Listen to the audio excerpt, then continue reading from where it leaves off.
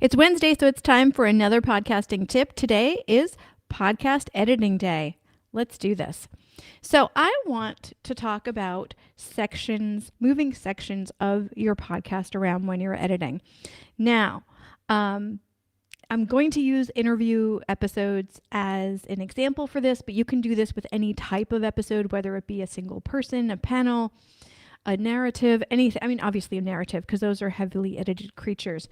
But I want you to think of, for example, with interview episodes, each question being the beginning of a section and the next question being just before the next question as the end of that section. So you've got a question and answer, maybe even some follow-up questions and whatnot, and that can be included in that section. Now, if you were to actually map that out question by question, and you looked at that and you asked yourself, what is the most powerful, valuable part of this entire conversation? What if you pulled the biggest pow to the beginning, the biggest punch, the biggest value, the thing that the listener would go, I'm definitely listening to this episode.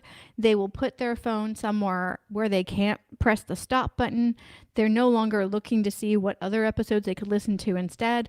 Like the kind of information, the kind of story, the kind of emotional connectivity that they're relaying, like that kind of thing. What section is that?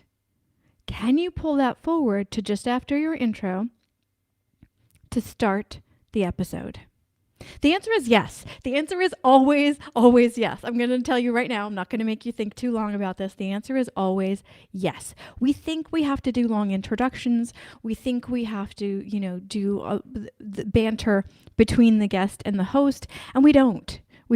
We can do that while we're recording and delete it or move it to later, if even needed. I've taken out intros, like personal intros, in most of the interviews I do now because the information comes out organically and people want what they want from the episode. And if they get that, then they'll be curious about the person. And then when little tidbits of the person happens, then they will pay attention to it more versus just overloading people with tons of accolades and information and all of that at the beginning. It's not valuable. It's interesting sometimes, sure.